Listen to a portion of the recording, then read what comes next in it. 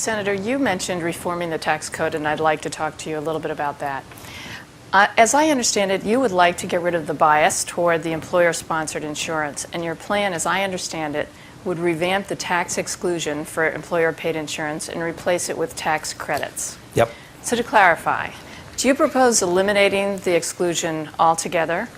Would you get rid of the business deductions for employer for health insurance? And also, would you make any employer contributions taxable to individuals, but obviously partially offset by the tax credits? I would, there's no reason for employers to there's no reason for us to remove the employer tax incentive. I think that should stay exactly as it is. What we do, obviously, is move the tax to employees and provide those employees the individual $1,500 tax credit, $2,500 tax credit, refundable, and $5,000 for a family. That tax credit more than makes up for the tax burden that they now bear and gives them, I think, substantially more choices. But I would not remove the employer tax break, which they presently now have for provision of health insurance to their employees.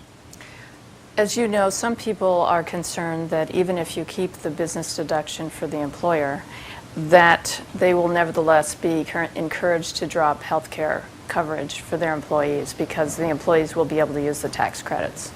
So how do you protect against that happening, and might you not end up with more people uninsured? I think, Lori, that if you preserve the employer tax credit, there's not a reason for them to drop it. They continue to have that tax advantage for doing so. But I think the important thing about the $2,500/$5,000 refundable tax credit for employees is for them to go out and make choices. When it's their money and it's their decision, I think they make much wiser decisions than when it's provided by somebody else. Ronald Reagan, who I love to quote all the time, once said, "Nobody ever washed a rental car." And I think that this applies here. If you're getting it for free, then obviously your sense of responsibility is very different than if it's something that you can go out and choose your health insurance policy, or if you have additional funds, then you can invest it in health savings accounts, which you and I, a lot of us have been disappointed in the level of participation in health savings accounts, but I still think that they are a great idea, and this may provide added stimulus for someone to invest that refundable tax credit in it. And remember, for low-income Americans, this is like handing them a check. I mean, they aren't paying taxes anyway, so this is handing them a check for $2,500 or $5,000 and say, go out and choose your health care provider. And by the way, you don't have to do it in Virginia or Arizona. You can go all over America and find the best policy for you and your family. Senator, staying on these tax credits, as you said, $2,500 per individual, $5,000 per family.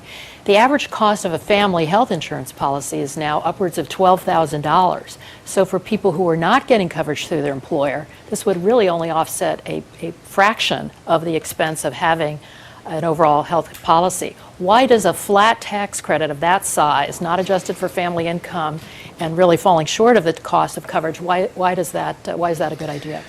Well, one thing it does is if someone has a gold-plated health insurance policy, then since they're taxable, they will then start paying taxes, and it may make them make different decisions about the extent of coverage of their health insurance plan. Another thing that it does that I think that is very important is that they are getting, if they're low-income people and have no health insurance today, at least now they've got $2,500 or $5,000 in the case of a family to go out and at least start beginning to have one. In the present situation, they obviously have none, unless if they do not have employer provisioned health insurance, which we know small businesses, that's the biggest problem for small businessmen and women in America today. So it's equal to or more than the value of the tax break today for employer-provided health insurance when you look at it. It's not a perfect solution. And frankly, if it was not for the price tag involved, I would make it even higher. But according to the CBO, initially, by shifting to the employee tax aspect of it, we saved $3.5 trillion over a 10-year period, and I think that would have some beneficial effect, again, in reducing the overall health care cost burden that we are laying on future generations.